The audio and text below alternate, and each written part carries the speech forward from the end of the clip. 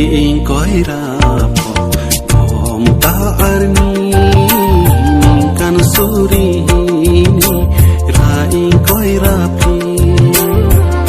uru modern pensi sai ki ken pon pang chinsi api rasuri rubi jalsi sensi japon guru modern rubi jalsi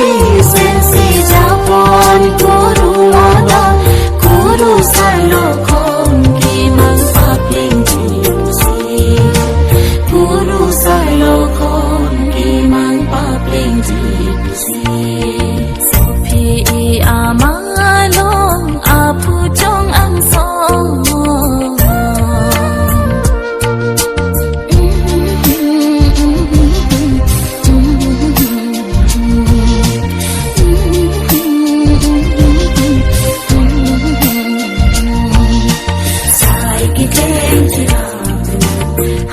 Sapili ang long ang sai ki ken tira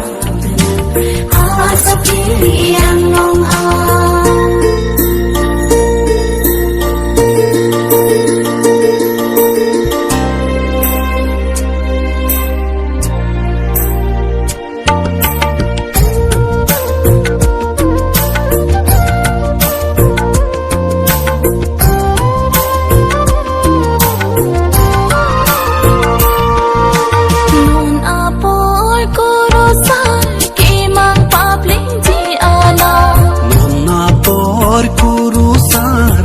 mang papling jialo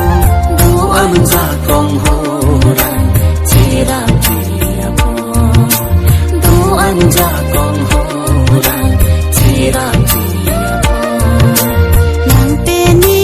no na por ko pai ki mi tu na song nang peni no na por ko pai ki mi tu na song so ki do wan kim rang cha kong